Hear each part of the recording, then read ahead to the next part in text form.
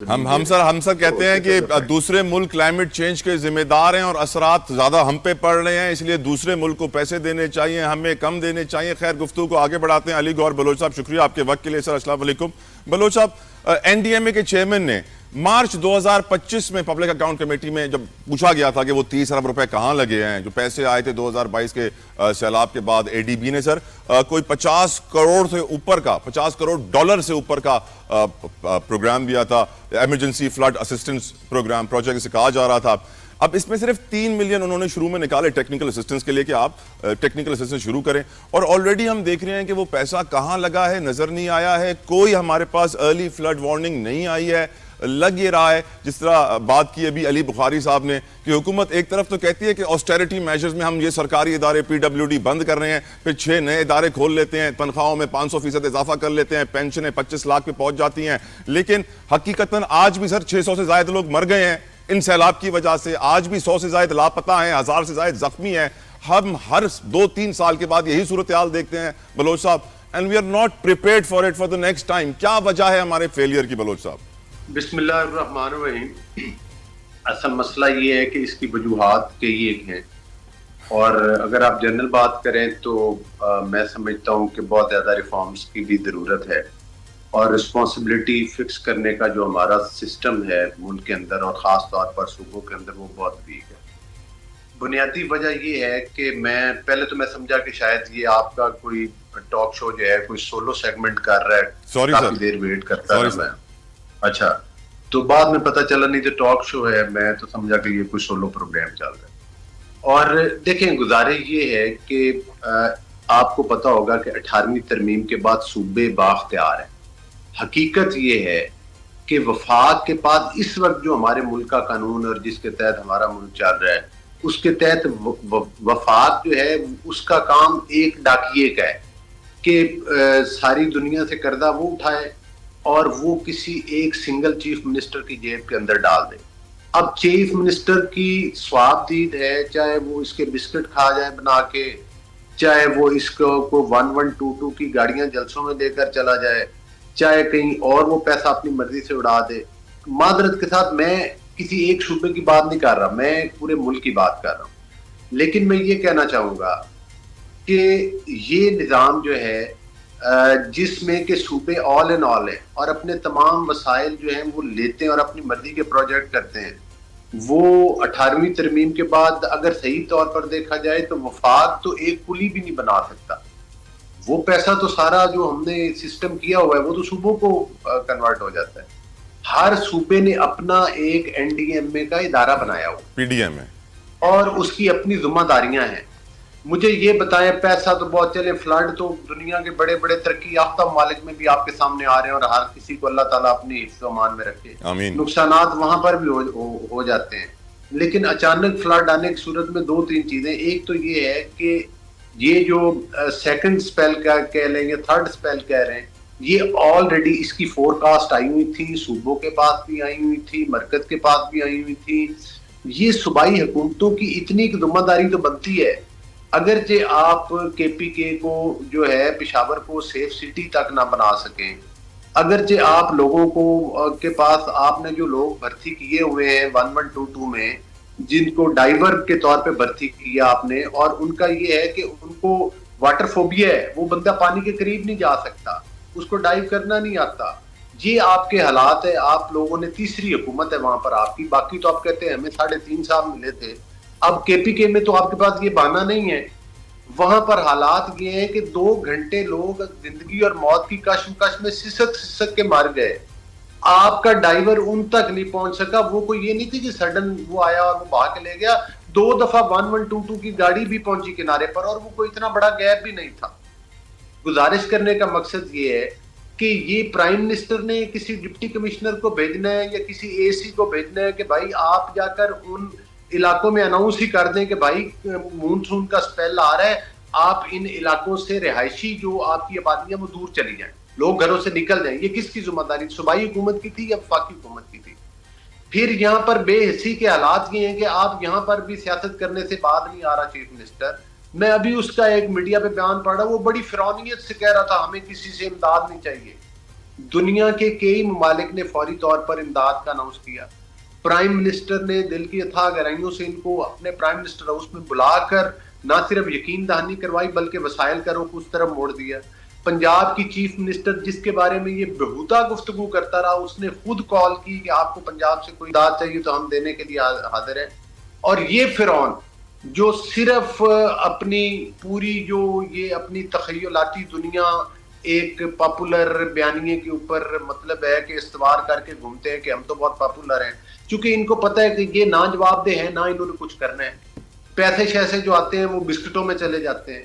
بھائی آپ وہاں پر آپ نے نقل مکانی کیوں نہیں کروائی لوگوں کو؟ آپ کے پاس سیکنڈ جو سپیل تھا اس کی فور کاسٹ آ چکی تھی. آپ نے صرف مساجد میں اعلان کروانے تھے, آپ نے صرف سیاحوں کو روکنا تھا, آپ نے ادھر ایک بیریئر صرف لگانا تھا کہ اس ایریے میں کوئی نہ جائے, ادھر ایکسپیکٹڈ ہے کہ بارش آ سکتی ہے, اس کی وجہ سے فلڈ آ سکتا ہے.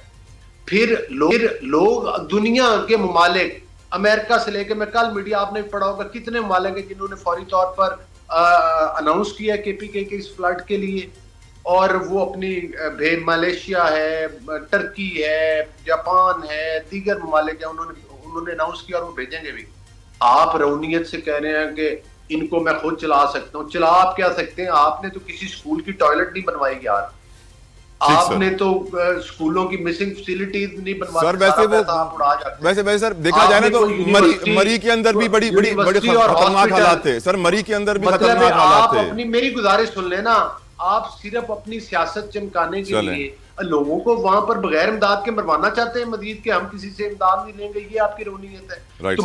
تمہارے خدا نخواستہ رشتہ دار ڈوبے ہوتے نا, تمہیں پتہ ہوتا کہ کس طرح سے جو بیچارے اس وقت اس پریشانی میں مبتلا ہیں.